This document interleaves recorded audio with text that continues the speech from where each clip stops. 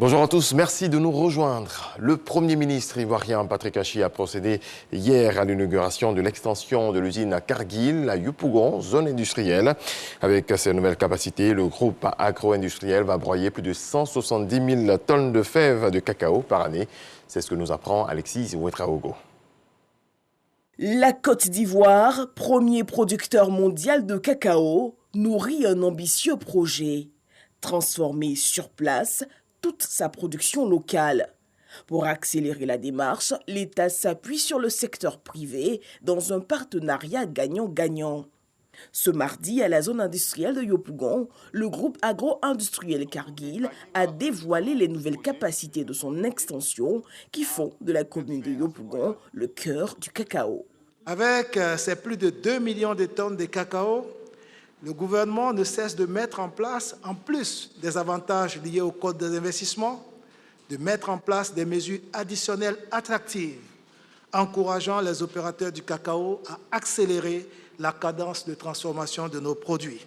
La société Kargil s'est engagée à augmenter sa capacité de broyage de 50%, passant ainsi de 110 000 tonnes à près de 170 000 tonnes par an sur les 5 années de mise en œuvre de la Convention. Depuis 2017, le gouvernement a conclu plusieurs accords avec les opérateurs en vue de les inciter à transformer encore plus. Il faut toujours se rappeler que seuls 5 à 6% des 105 milliards de dollars américains créés annuellement dans le monde par cette filière sont captés par nos entreprises et nos paysans. C'est évidemment insuffisant. Pour renforcer la contribution de cette filière, essentielle à la création d'emplois et de richesses dans notre pays, le gouvernement s'est fixé pour objectif de transformer à terme toute la production nationale. Dans cette perspective, un train de mesures visant à améliorer la compétitivité du secteur et développer le taux de transformation locale a été adopté en plusieurs étapes depuis 2016. Et le groupe va plus loin dans son engagement auprès des autorités ivoiriennes, notamment pour la lutte contre le travail des enfants dans la cacaoculture, la production d'un cacao professionnel respectant l'environnement, un engagement que salue le chef du gouvernement. En étant mieux cultivés dans nos terres, avec plus d'efficacité productive et plus de durabilité, en étant mieux transformés sur notre sol, comme nous le célébrons aujourd'hui, avec l'extension de l'usine Kargil, en étant mieux commercialisée à un prix respectueux du travail de nos paysans comme celui de nos ouvriers. En réussissant la transformation de la filière du cacao, c'est aussi la transformation structurelle de l'économie de la Côte d'Ivoire que nous accomplirons. Avec plus de 40% de l'offre mondiale, le cacao constitue la première culture de rente exportée par la Côte d'Ivoire. Elle mobilise près d'1 million de producteurs et contribue à faire vivre au quotidien près de 5 millions d'Ivoiriens. L'IPES-SEGRAE a lancé hier le régime de retraite complémentaire par capitalisation dénommé la complémentaire. Destiné aux fonctionnaires et agents de l'État en activité, ce nouveau produit vient compléter le régime de retraite de base. L'adhérent, à travers son capital, améliore sa pension de retraite. Ce projet s'inscrit dans le cadre de la restructuration du système des pensions publiques initié par le gouvernement depuis 2012. Explication du ministre Adama Kamara, ministre de l'Emploi et de la Protection sociale, sur le plateau du 20h ce mardi. La complémentaire, comme vous le disiez tantôt, est un système d'épargne à consommation différée et sécurisé, qui est constitué par le fonctionnaire et l'agent lui-même, de sorte qu'il est maître de sa situation au moment où il ira à la retraite.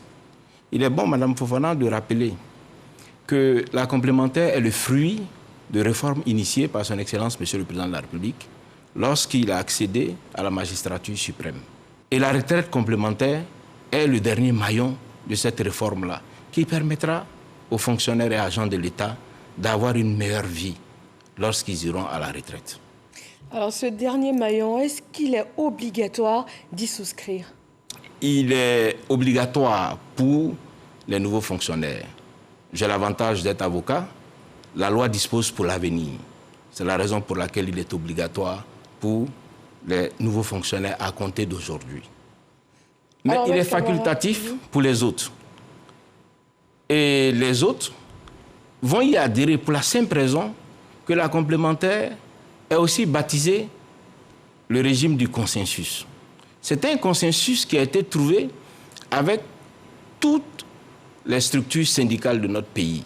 Le plus grand avantage pour le fonctionnaire et agent de l'État, avec l'avènement de la complémentaire, c'est la possibilité pour lui d'être celui-là même qui fait en sorte qu'au moment où il va à la retraite, il est suffisamment cotisé selon ses facultés financières. Et ça, c'est inédit. C'est la première fois en Afrique subsaharienne que ce régime est mis en vigueur. Dans les autres pays, ils n'ont pas le bonheur d'avoir la capacité d'anticipation que notre président de la République a à adresser les problèmes sociaux de notre pays. Le lundi 18 octobre dernier, un troupeau d'éléphants a causé la mort d'un écolier dans un village du département de Didivi. Une délégation conduite par le président du Sénat avec à ses côtés le ministre des Eaux et Forêts ainsi que la ministre de la Solidarité et de la lutte contre la pauvreté est allée apporter la compassion du gouvernement aux villageois. Le point de Kader Sogodogo. Kofi Kwadjo Priva, 12 ans, en classe de CM1, parti à la récolte d'igname en compagnie d'un ami, ne regagnera plus jamais son village. Il a été tué par un éléphant appartenant à un troupeau évalué à une dizaine. Un drame face auquel le gouvernement n'est pas insensible. Des dispositions sont déjà prises pour mettre les populations à l'abri. Nous allons prendre les mesures qu'il faut pour que ce genre de drame ne se reproduise plus. Les instructions ont été données à nos services pour qu'ils soient aux côtés de nos populations. Partout où il y a danger, pour sensibiliser, pour que nous apprenions, nous aussi, à être vigilants face aux animaux sauvages, pour que nous apprenions les gestes utiles pour nous protéger. Mais nous allons intervenir aussi pour créer des sanctuaires où ces animaux pourront rester sans menacer la vie des hommes. À Yalombi Kwasikro, la solidarité gouvernementale n'a pas fait défaut. Il est à noter des dons en vivres, non-vivres et en numéraire. 3 millions de francs CFA. Nous vous demandons pardon au nom du président de la République. Nous vous demandons pardon au nom du Premier ministre Patrick Achi, au nom de tous les membres du gouvernement. Nous avons convoqué Yako, cher papa, pour notre fils qui est décédé. Yako à celui qui est blessé et qui est traumatisé parce qu'il a vu, parce qu'il a vécu.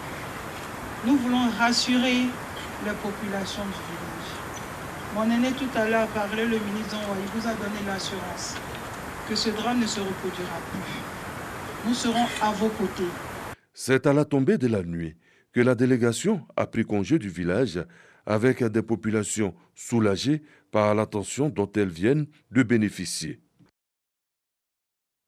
Le lundi de l'Abissa est consacré au jeune Nzima Kotoko. Après une rencontre d'échange avec Sa Majesté Amon Tanoé, ils sont rentrés dans l'Abissa pour manifester à travers la danse leur part d'unité, de solidarité et de contribution au développement de la culture Nzima. Le point de Victorien Angwa. La jeunesse au cœur de l'Abissa. La journée du lundi 1er novembre 2021 a été consacrée au jeune Nzima Kotoko. Tous unis autour du roi, Sa Majesté Aourea Motanoé, pour échanger sur l'avenir, mais aussi sur le devenir de leur communauté. Tous les lundis d'Abissa, nous rassemblons tous les jeunes Nzima de tous les contrées de Côte d'Ivoire pour qu'on puisse être autour de notre Edombolé, qui a pour sens la cohésion, la solidarité, l'entente, pour magnifier notre roi. L'Abissa est notre route, notre grand chemin. Nous sommes ensemble pour que notre peuple Nzima soit fort. Nous sommes là pour sauvegarder la tradition Nzima. Jeunesse héritière et praticienne des valeurs fondamentales véhiculées par l'Abissa, thème de la journée. Cette rencontre entre la jeunesse et le roi est placée sous le signe du partage des valeurs qui unissent les Nzima, mais surtout pour parler de bilan et de la contribution de chacun au développement de la communauté. L'entrée des jeunes dans la BISA a été précédée de la formation pratique des élèves instrumentistes et des élèves danseurs. L'on pense ainsi à la relève, mais aussi à inculquer les valeurs traditionnelles à la jeunesse. Cela également par la présentation de la Boma, premier tambour femelle et première épouse de l'Odombolé. La prestation de danse de la BISA par les jeunes Nzima Kotoko de Côte d'Ivoire annonce la première sortie du roi. Dans le reste de l'actualité, l'Afro-Américain Eric Adams a été élu maire de New York, ont annoncé hier soir les chaînes américaines CBS et NBC, se basant sur des résultats préliminaires. Le démocrate de 61 ans a largement battu comme prévu son rival républicain Curtis Sliwa, d'après les premiers résultats diffusés par le Bureau des élections de New York, devenant le deuxième maire noir de la capitale économique américaine. Passez une excellente journée. C'est la fin de ce point de l'actualité. Je vous souhaite beaucoup de paix dans vos foyers.